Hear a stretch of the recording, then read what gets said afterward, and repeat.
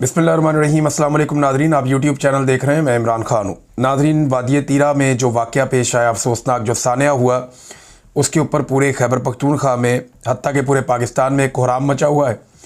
Social media में लोग बहुत ज़्यादा दुख और तकलीफ़ का इजहार कर रहे हैं। हर तरफ हर घर में यही बात हो रही है कि ये मासूम बच्चों का और ख़वातीन का क्या कसूर था। ये एक बुज़ुर्ग हैं, इनका आप चेहरा देखिए। ये इंटरव्यू दे रहे थे और ये बुज़ुर्ग बता रहे हैं कि इनके अपने घर के 9 बच्चे, 6 ख़वातीन और 4 मर्द इस वाक़े में जाँ बहक हो गए हैं या शहीद हो गए हैं। अब ये बुज़ुर्ग बता रहे हैं, देखें, इन्होंने तो कोई लाश नहीं छुपाई ना। इन्होंने साफ कहा कि 4 मर्द हैं, 9 बच्चे हैं और 6 ख़वातीन हैं। अब ये किस किस्म के दहशतगर्द थे जिन्हें कत्ल किया गया है, जिन्हें मौत के घाट उतारा गया है और उनके ऊपर बमबारी की गई है। बाकायदा घर इनके तबाह किए गए हैं, इनकी लाशें मलबे से मिली हैं। अब एक तरफ ये कोहराम मचा हुआ है, दूसरी तरफ पाकिस्तान के मीडिया को मजबूर किया गया कि वो इस सानहे में जाँ बहक होने वालों को कुछ और करार दे दे। यानी मैं आपको एयरवाई का एक स्क्रीनशॉट दिखाता हूँ, और ये सिर्फ एयरवाई नहीं है, आपने सिर्फ एयरवाई को अपने ध्यान में नहीं रखना। ये पाकिस्तान के सारे मीडिया की ये हालत है। मीडिया चाहकर भी सच नहीं बोल सकता और मीडिया कंप्रोमाइज़ हो गया उन पैसों के एवज़ जो मीडिया को बहुत बड़ी मिकदार में दिए गए। जब से रजीम चेंज किया गया है तो नोटों की बोरियां खोल दी गई, सेठों को पैसों से नवाजा गया और उसके बाद सेठों ने आंखें बंद करके जो उन्हें एस्टेब्लिशमेंट ने कहा वो चलाना शुरू कर दिया। अब आप ये देखें कि एयरवे की खबर में तीरा में दहशतगर्दों की बम फैक्ट्री तबाह, 24 हलाक। हलाक वो लोग होते हैं जो मारे जाते हैं, दहशतगर्दों को हलाक कहा जाता है, आम शहरियों को तो शहीद कहा जाता है। तो ये एयरवे की कवरेज है। बाकी मीडिया की कवरेज भी इससे मुख्तलिफ नहीं है। ये एक स्क्रीनशॉट मैंने आपके सामने रखा। मुझे कोई एयरवे से दुश्मनी नहीं है, लेकिन बाकी लोगों ने भी इससे मिलता जुलता ही काम किया है।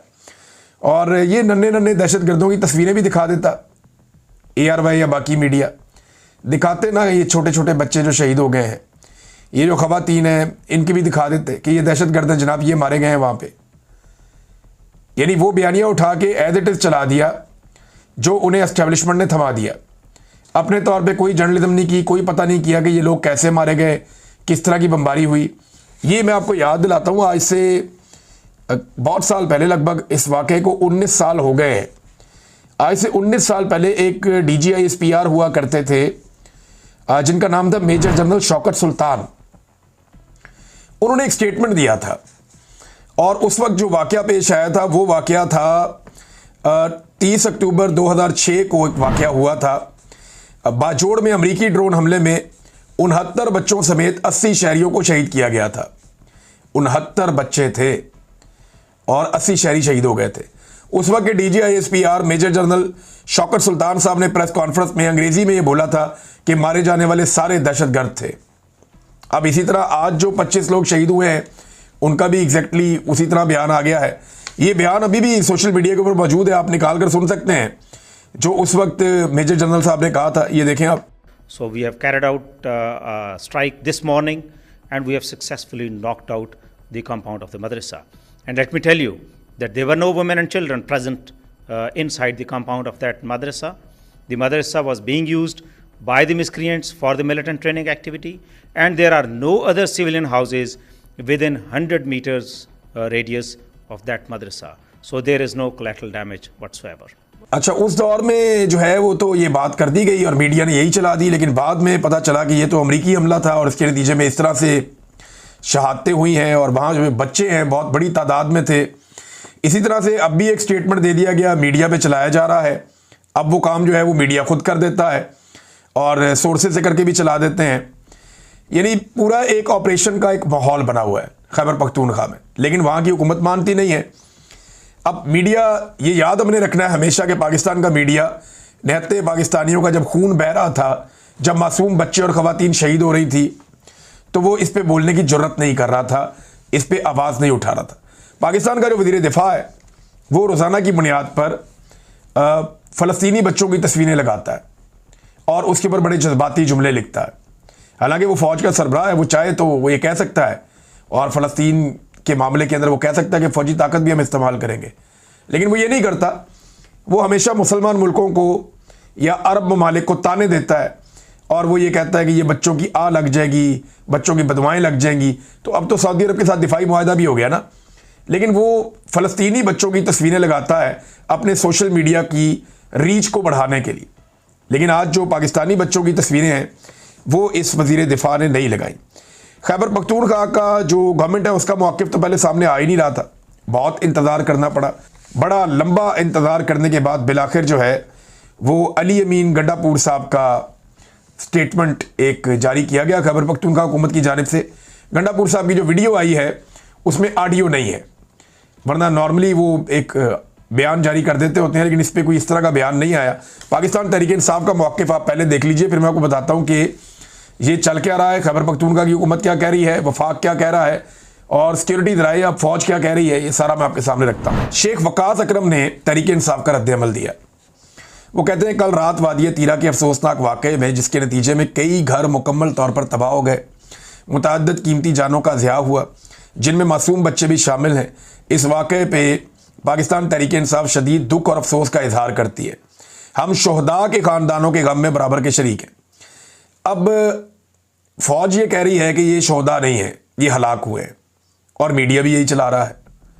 और वो ये कह रहे हैं कि जी फैक्ट्री में बम फट गया, कोई बम वाली फैक्ट्री थी और उसके बाद वहाँ पे दहशतगर्द मारे गए।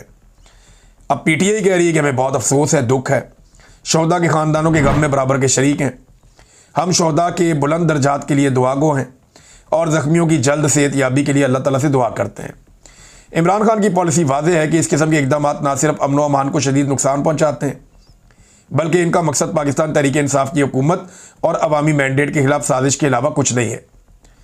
तहरीक इंसाफ की खैबर पख्तूनख्वा हुकूमत ने शोहदा के लवाहिकीन के लिए फ़ी कस 1 करोड़ रुपए मुआवजे का ऐलान भी किया है। 1 करोड़ रुपए का मुआवजा भी इन्होंने जारी कर दिया और ये वादे किया कि अब दहशतगर्दों के मरने पे 1 करोड़ रुपया सूबाई हुकूमत क्यों दे रही है। अगर तो ये दहशतगर्द मारे गए हैं तो सूबाई हुकूमत 1 करोड़ रुपया हर मरने वाले के लवाहिकीन को क्यों दे रही है, ये एक बड़ा सवाल है ना। वो बुजुर्ग हैं, उनके ख़ानदान के 19 अफराद इस वाक़े में जाँ बहक हो गए हैं। अब उन्हें 19 करोड़ रुपया दिया जाएगा, वो उस 19 करोड़ का क्या करेंगे। 9 बच्चे उनके शहीद हो गए, 6 खवातीन उनकी शहीद हो गई, 4 उनके घर के मर्द शहीद हो गए, पूरा ख़ानदान तबाह हो गया, जो सोशल मीडिया पे आ रहा है, उनकी वीडियो भी आ रही है। तो वो 19 करोड़ रुपए का क्या करेंगे, अब कहाँ लेकर जाएंगे। ज़िंदगी का उनका आखिरी टाइम चल रहा है, ख़ुद भी वो बहुत बुजुर्ग हैं। तो इस पर उन्होंने कहा जी कि ये वादे किया है कि दहशतगर्दों के खिलाफ कार्रवाइयों के नतीजे में आम शहरियों की शहादत किसी सूरत काबिल कबूल नहीं। ये इंपॉर्टेंट जुमला है, दहशतगर्दों के खिलाफ कार्रवाइयों के नतीजे में, यानी ये उन्होंने कंफर्म किया कि दहशतगर्दों के खिलाफ कार्रवाई की गई है। और ये कार्रवाई दहशतगर्दों के खिलाफ कौन करता है, सिक्योरिटी फोर्सेस करती है। तो इसका मतलब है कि ये जो बमबारी हुई है ये हमारी सिक्योरिटी फोर्सेस ने दहशतगर्दों के खिलाफ कार्रवाई में की है और इसके नतीजे में शहादतें किसी सूरत काबिल कबूल नहीं है आम शहरियों की। अब इसको ये नाम दे रहे हैं कोलेटरल डैमेज का। तो अपने मुल्क में कोलेटरल डैमेज नहीं होता, होता यह है कि सिक्योरिटी फोर्सेस की ये जिम्मेदारी होती है कि जितना मर्जी नुकसान हो जाए एक आम आदमी की जान नहीं जानी चाहिए, और उसके लिए सिक्योरिटी फोर्सेस अपनी कुर्बानियां पेश करते हैं क्योंकि वो इसी काम के लिए भर्ती हुए हैं। ये दुश्मन के मुल्क में जाके किया जाता है कि हमारा एक भी बंदा ना मरे और हम जितने मर्जी दहशतगर्द मारे या दुश्मन मारे, अगर वहां कोलेटरल डैमेज होता भी है तो खैर है, हमारे कौन से मुल्क के लोग हैं। लेकिन जब आप अपने मुल्क में कोई ऑपरेशन करते हैं तो आपकी पूरी कोशिश ये होती है कि जितना मर्जी सरकार का नुकसान हो जाए, हमने एक भी सिविलियन को जाँ बहक नहीं होने देना। और यहां तो लगभग 2 दर्जन सिविलियन जो हैं वो जाँ बहक हो गए हैं और एक ही वाक़े में हो गए हैं। तो इसके बाद उन्होंने कहा जी कि बाजोड़ के तर्ज पे हम क़याम अमन के लिए जामे इक़दाम करेंगे और अवाम का एतमाद बहाल करना तहरीक इंसाफ सूबाई हुकूमत की अव्वलीन तरजीह है। हर हाल में अमन व अमान के जानो माल के तहफ़्फ़ुज़ और आइन और कानून की बालादस्ती के साथ हम खड़े हैं, इस मकसद के लिए अपनी जद्दोजहद जारी रखेंगे। अच्छा, इसमें ना चंद सवालात हैं। एक तो इन्होंने पाकिस्तान तहरीक इंसाफ ने बिल्कुल ये नहीं बताया कि ये किसने किया, बिल्कुल ये नहीं बताया कि ये कैसे हुआ, बिल्कुल ये भी नहीं बताया कि इसके ऊपर कोई तहकीकात की जा रही हैं, बिल्कुल ये भी नहीं बताया कि किस किस्म की कानूनी कार्रवाई होगी, बिल्कुल ये भी नहीं बताया कि इसके लिए ज़िम्मेदार कौन है। बस ये बताया कि जनाब हमें बहुत बुरा लगा, ये लोग शहीद हो गए हैं, हम इनको 1 करोड़ रुपया फ़ीकस दे रहे हैं। और एक बात क्लियर की कि ये हमारा सिक्योरिटी फोर्सेस नहीं है, ये बात उन्होंने क्लियर कर दी। और वो ये ऐसे की कि जनाब वो दहशतगर्दी कार्रवाइयों के नतीजे में या दहशतगर्दी के खिलाफ जो ऑपरेशन हो रहा है या कार्रवाई हो रही है उसके नतीजे में आम शहरियों की शहादत किसी सूरत काबिल कबूल नहीं है। सारी कहानी इस एक जुमले के अंदर है। अब पाकिस्तान तहरीक इंसाफ का रवैया इस मामले के बाद भी जो खैबर पख्तूनख्वा की हुकूमत है उसका लगभग मादरत ख्वाना रवैया है। इमरान खान साहब की पॉलिसी इससे मुख्तलिफ थी और मुराद सईद साहब ने अब बड़ा खुलकर स्टेटमेंट दिया है। हमेशा मुराद सईद की जानिब से मुझे लगता है ये कोशिश की गई कि खैबर पख्तूनख्वा की हुकूमत को वो किसी भी सूरत हेड ऑन ना लें, लेकिन इस मरतबा मुराद सईद ने बड़े सख्त बयानात दिए हैं। उन्होंने कहा जी कि अगर आपने मिलिट्री ऑपरेशन की इजाज़त नहीं दी तो खुल कर आएँ और बताएं, बल्कि अमली इक़दाम करें। Action in aid civil power ये कानून है जिसके तहत फ़ौज खैबर पख्तूनख्वा के अंदर ऑपरेशंस करती है और ये जो कानून है ये खैबर पख्तूनख्वा से पास हुआ है। खैबर पख्तूनख्वा की असम्बली इसको 5 मिनट में ख़त्म कर सकती है, अक्सरियत है अली अमीन गंडापुर के पास, और वैसे भी अदालत ने इसको उड़ा दिया था कानून को।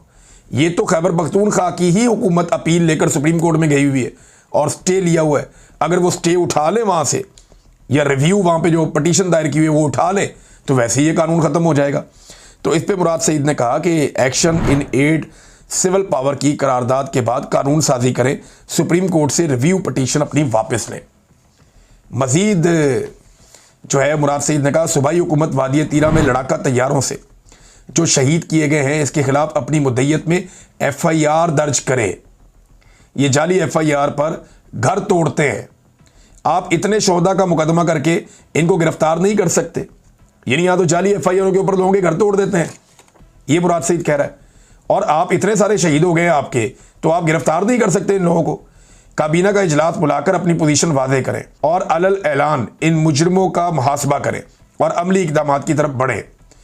ये जनाब इमरान खान साहब की जानिब से जो ग्रुप बना हुआ है उनके इक़दामात की रोशनी में मेंबरान असम्बली का जो ग्रुप बना हुआ है उसमें मुराद सईद साहब ने ये ट्वीट किया। फिर उन्होंने मजीद बात की कि ये टारगेटेड ऑपरेशन वाला जो फौजी चूरन है ना ये भी बेचना बंद करें। जो भी ये चूरन बेचे इससे ला ताल्लुकी का ऐलान करें। क्या आपको नहीं पता कि मादनियात पर कब्जे की ख्वाहिश किसकी है? क्या आपको नहीं पता कि पड़ोस में रजीम चेंज की ख्वाहिश किसकी है? क्या आप नहीं जानते कि देर पा बादशाहत कायम रखने की ख्वाहिश किसकी है? तो मुराद सईद ने बड़ा स्ट्रेट फॉरवर्ड एक स्टेटमेंट जारी किया और उस ग्रुप में डाला जो इमरान खान साहब के हवाले से उनकी पार्टी के जो अरकान हैं उनका एक ग्रुप है और ये मुराद सईद इमरान खान साहब के वफादार साथियों में से समझे जाते हैं। अब उनकी भी बस हो गई है क्योंकि पहले ड्रोन हमले होते थे, अब तो बाकायदा जेट तैयारों से हमले हो गए हैं। और मुराद सईद का ये मानना है कि ये टारगेटेड ऑपरेशन वाला चूरन ना बेचें।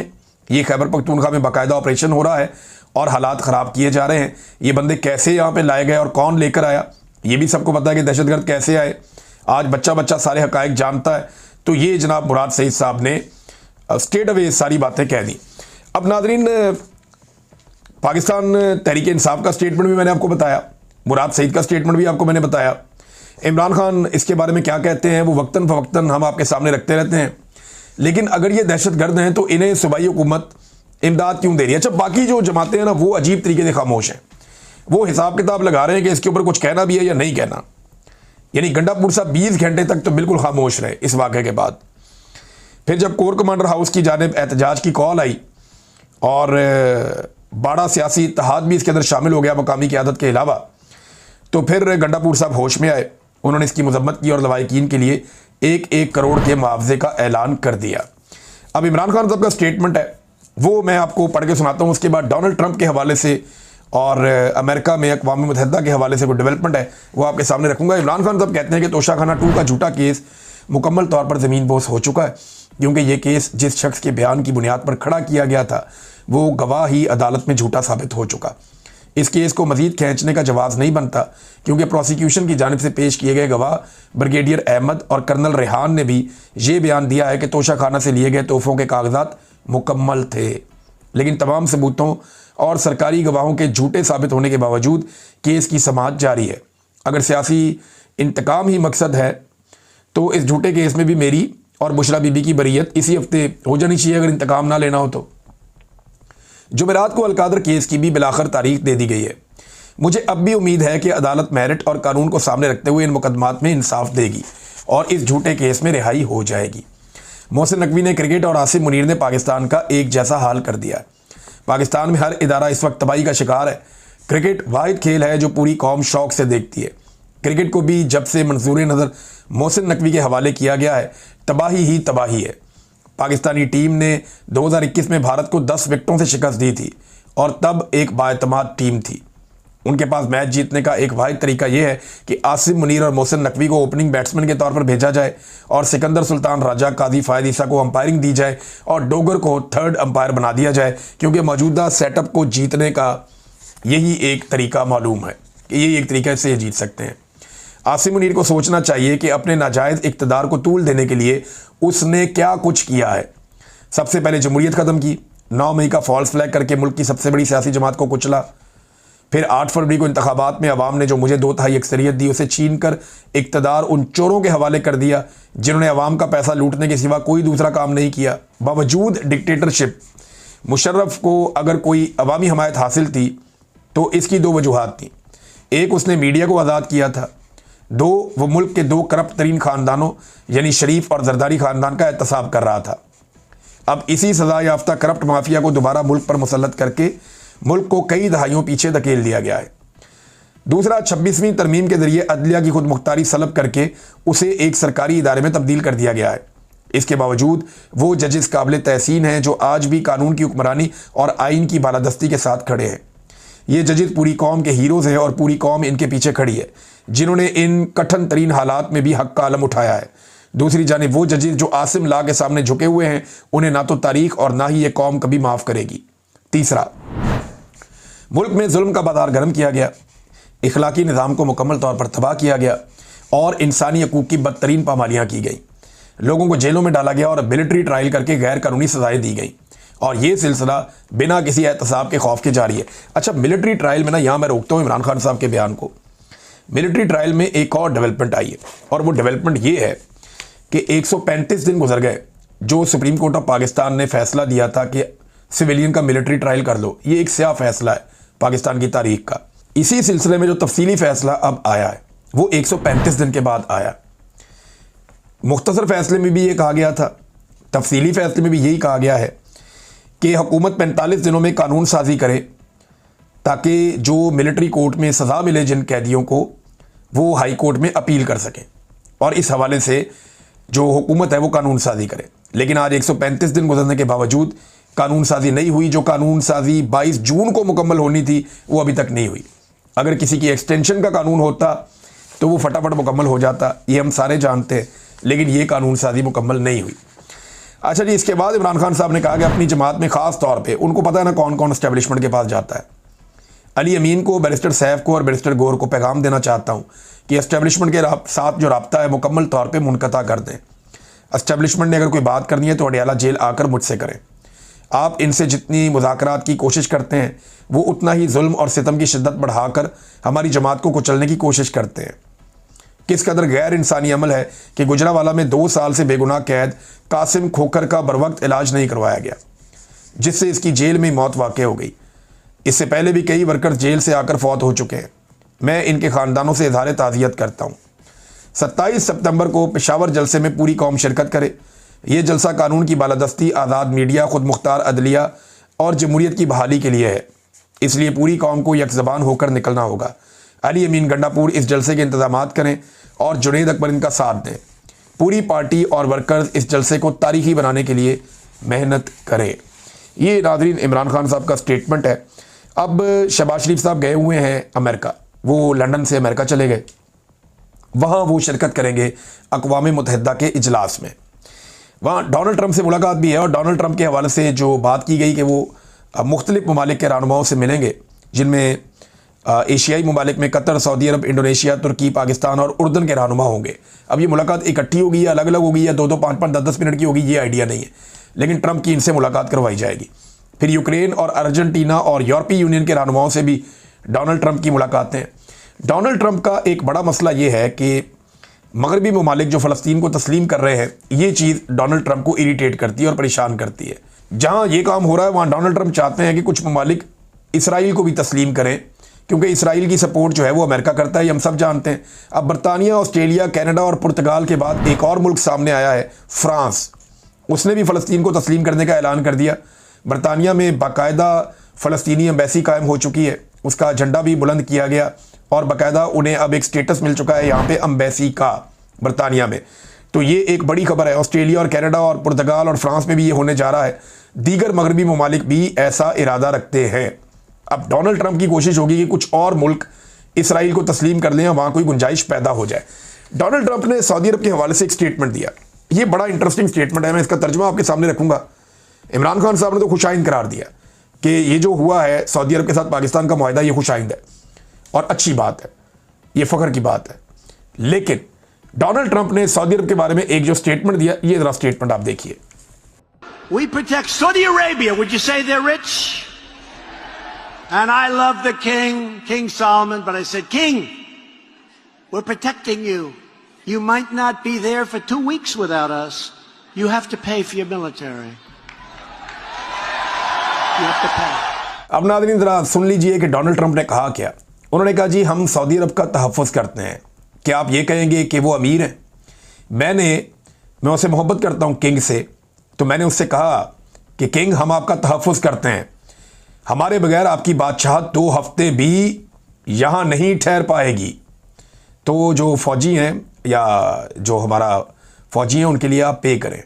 अब ये बड़ी सख्त तकरीर है और आपको फ़ौज पर खर्च होने वाली रकम खुद अदा करनी होगी, ये डोनाल्ड ट्रंप ने कहा था। तो डोनाल्ड ट्रंप का अपना तरीका है प्रोटेक्शन देने का, लेकिन अब तो पाकिस्तान के साथ भी सऊदी अरब का एक मुआहिदा है। अब इसको अमरीकी सदर कैसे लेगा, ये हमें आने वाले दिनों में पता चलेगा, लेकिन ये एक स्टेटमेंट रिकॉर्ड का हिस्सा है पहले से, तो ये मैंने आपको इसलिए सुनवाया। अब तक के लिए इतने, अपना ख्याल रखिएगा, अपने चैनल का भी। अल्लाह हाफ़िज़।